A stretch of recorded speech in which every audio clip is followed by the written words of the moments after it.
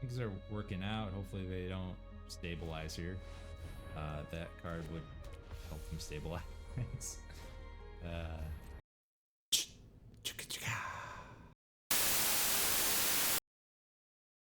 all right, we're gonna look at Might of the Legion. Starter deck is a boros go wide strategy. Some of the cards in here, Burst Lightning gives us a bit of removal and also gives us options to remove something bigger with a kicker cost. Got a Fanatical Firebrand, which is a hasty boy. Also help ping off some of our opponent's creatures. A Frenzied Goblin. This, if we have excess mana, we can pay red to give some of our creatures a little bit more evasion. The Dawning Marshal here is a 2/2 flyer. It can pump up the team. A Resolute Reinforcements. This is a flash, so we can cast it at instant speed, and it poops out a dude. We got a Valorous Stance, which is a flexible card. We can either use it as a combat trick, save one of our creatures, or we can destroy an opponent's big guy. Then we have a 2/2 that gives target creature haste, so we might be able to give our Krenko haste, and he can pop off. A Dragon Fodder, which is poop out dudes for 2 mana at sorcery speed. Seer Slicer Goblin, raid. So if we attack this turn, we also create a 1/1 red goblin creature token. So it encourages to attack and rewards us for that. Gold Vein Pick pumps up our dude a little bit, and then also creates treasure tokens so we can ramp out in our boros deck. Celestial Armor, this is at flash, so instant speed. Gives target creature hexproof and indestructible end of turn, so it can help us combat trick. Creature gets +2/+0 and has flying. Okay, cool. Crusader of Odric. So this card rewards us for having a lot of creatures on our side of the battlefield because its power and toughness are equal to that. So it feeds into the go wide strategy, and so this is a payoff card. Veteran, whenever this creature attacks, creatures you control get +1/+1 until end turn, so it pumps up the team as long as he's attacking. Goblin Surprise is a versatile card here. We can either use the first mode, which gives something +2/+0, which is a nice combat trick for 3 mana, or we can also pump out more dude or poop them out. And then release the dogs, get sorcery speed, create 4/1 white dog creature tokens. Krenko is a win condition himself. We can give him haste. He can start making goblins, and the goblins get stronger in numbers. Heroic and Reinforcements creates 2/1/1 white soldier creature tokens and gives creatures +1/+1 and gains haste until end of turn. So this is something we can use to close out the game. Sarah Angel's the Old Faithful. She is a 4 flyer. So she can attack and then also block with the Vigilance stat line. And then Aurelia, the War Leader, she's just she's the curve topper in this deck. So if we get to land and attack and she survives, and we get a second combat phase, which could be pretty sweet. That's what the deck is. Hopefully we get it to work. So this is a boros go wide strategy. We want to have a bunch of guys go wide, and eventually we want to either have payoffs where power and toughness are equal to the creatures we have, or we just give all of our go wide dudes a little bit more strength. We have a nice opening hand. We have both colors of mana. We have somewhat of a curve, so I can definitely say keep to this hand. We do want to keep this open at instant speed in case they play something. Whoops, there we go. Hold that open. Play anything. Let all that happen. Maybe when I do open, that's turn. Deal up to 4 damage to something. That is a good target. Burn one of these off. Alright, now we have an interesting decision. We can either try to curve off. The way I like to play, I like to flash things out. I'm going to hold this Resolute Reinforcements open and also a Burst Light. Because because we are playing our game. That's gonna be a 2-1 flyer. We don't really have a good answer for that, so I might as well do 2 damage to it. I still get to gain a life and draw a card. That's okay. And to get the most value on our opponent's turn, we're gonna flash this in, create 2 1 white soldiers. Now we can go ahead and put this in, tap, and it's this, and then they don't have any blockers, so we go ahead and attack in. Alright, it's coming together. Next turn we can release the dogs, create even more dudes, so this will grow from a 3-3 to a 7-7. Let's see what our opponent had. Okay, Pride Mate. Do they have... Yep, that's a gain life, so it's gonna grow. Right. So for mana efficiency, grow the game here. Swing in with our 7-7 Crusader Box. That's a pretty good swing. This would cost 2 to get it out, and then 5, so it would be 7. We don't have 7 mana. Oh, Death Toucher. We need to find a way to remove that. Okay.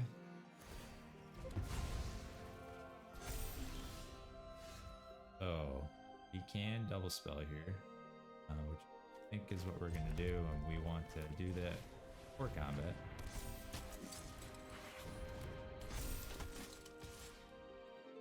We can offer the trade here because we got a backup, and then we have a good blocker in case, you know, they try to grow the Pride Mate and swing in. Next turn we could probably win with that ability. Give it a lifelink? No. Oh, we'll gain a life. We'll activate this. Get in there.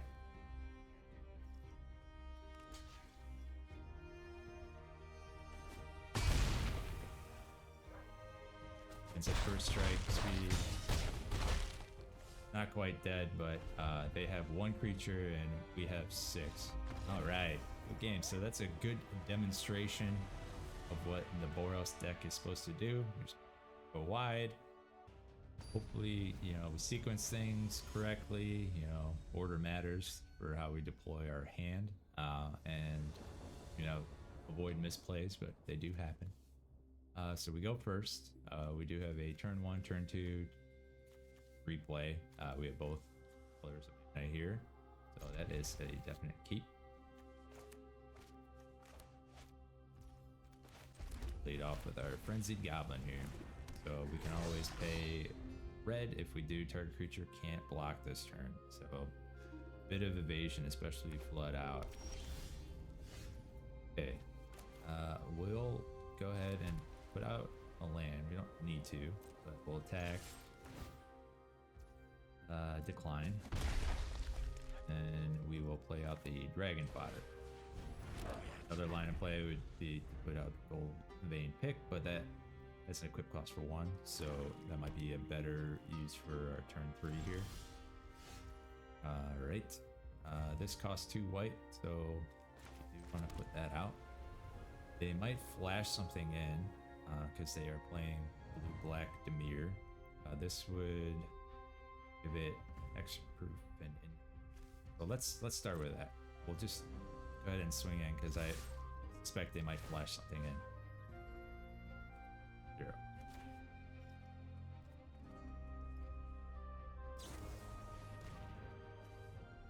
That does not get around indestructible, but hexproof save it. I don't think this is the play, but I just want to see how the sequencing in the stack lines up. Okay, so that fizzled out. Alright, so that worked out. That wasn't optimal, but now we have a 3-1 flyer, which always is good value. Doesn't have hexproof or indestructible anymore because that just turned.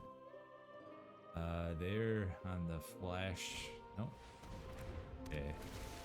So it would be nice to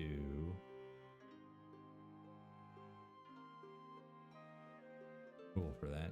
We we don't necessarily need it. They only have 2 cards in their graveyard, and threshold 7 is what they're after here. Ooh. Do like Cranko. I think they're gonna have removal, and I wanna see if I can get some haste. So to try to optimize what we're doing here.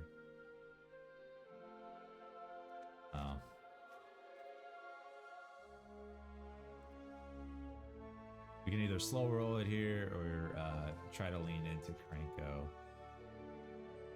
Let's slow roll it. You can offer a trade.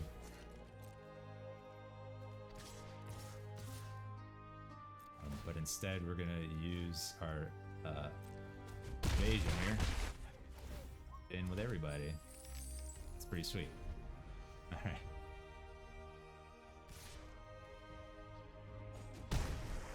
Got a board wipe.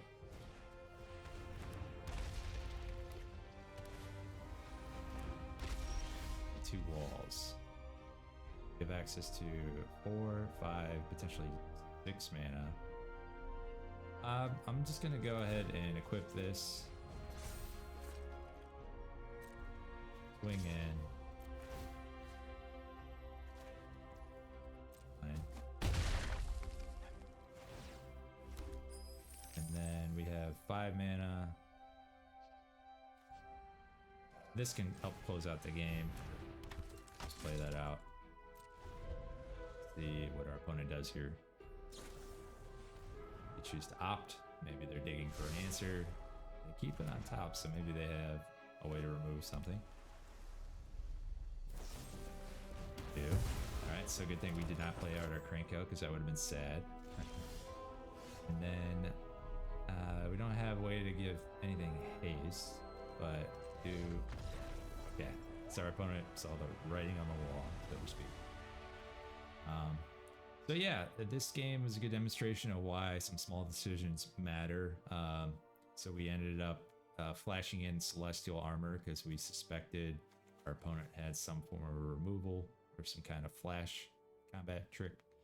So we prevented the stab, and then we kind of just snowballed from there.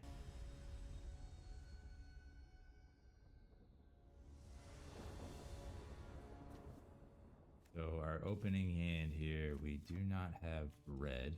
Our opponent goes first, so we get to draw. Do we need red? So this deck wants to put out a lot of dudes, so this is 4 dudes for 2 mana. So I'll keep it. It's a little risky on the keep, but we are on the draw, so we might draw into red. Okay, we do not.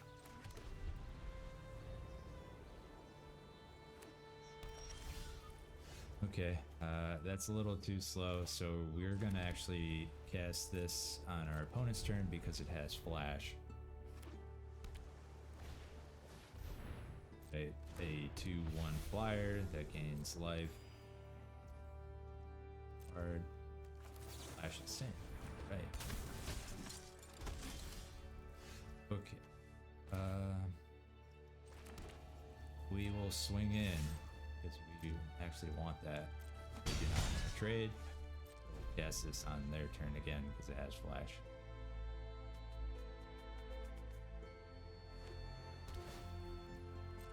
Gaining life. They'll put out another flyer. Get in. We don't have any blocks. Alright, flash this in. Counter it. Yeah. So we got 4 guys. Alright. So we have access to 3 mana, only 1 red, and we have 5 red cards in hand. So mana efficiency is one thing, but we'll start by attacking in and see what they offer here. Maybe they have a flash creature of their own. They do. So those, yeah, he played it a little late. He's already tapped and attacking, so that doesn't really do anything. Do they block? They do. We'll allow that. I have a good way of blocking flyers. And then again, for mana efficiency and the go wide strategy, we'll just play out the dragon fodder second main here.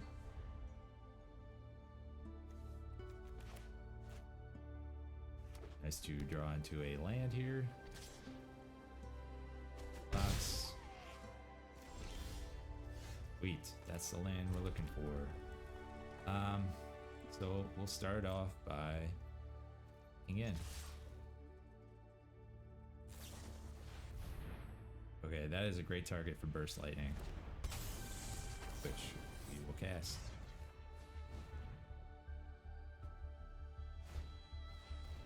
Okay, yeah. You get the block with their 05 turtle.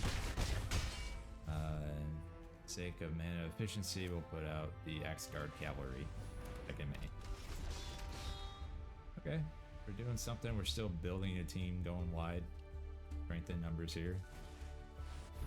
They have a 2/2 flyer that gains life and draws 2 cards. Nice.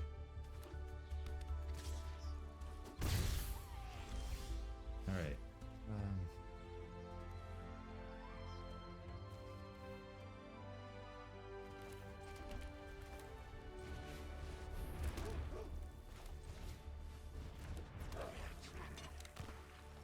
Hold this back because if we get Cranko, we don't want to lose that. And we're gonna hold this back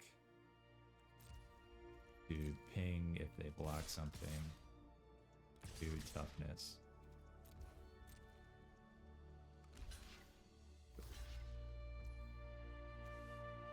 We can do this right now.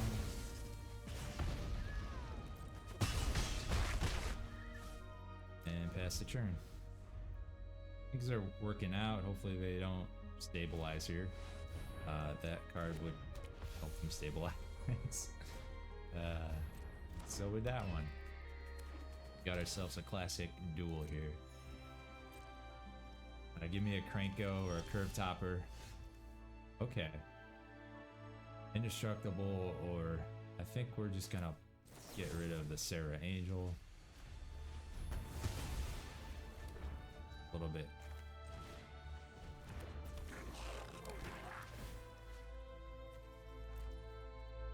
Too much value on their side. Let's go to combat.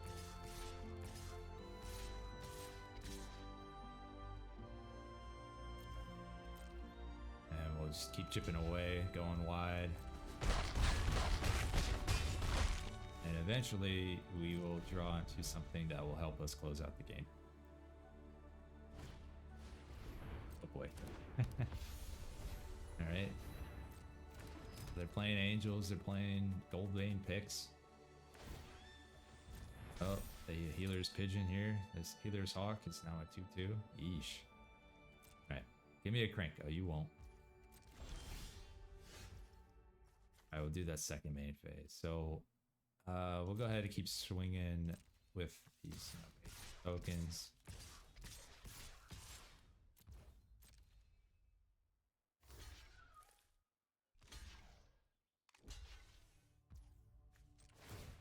Bird.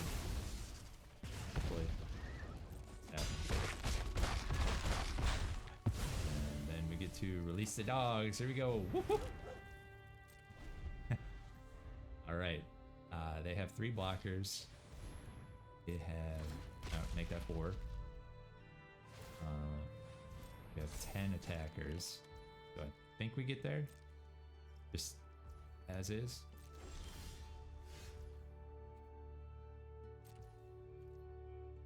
Oh, oops. We could have given that haste. That's okay. Hopefully we win this way. Oh, we don't. Oh, I miscounted. That was a misplay. That's okay. Alright, we got there. Hey there, cons. Don't forget to like, comment, share, and subscribe. See you out there in the plane of Tarkir.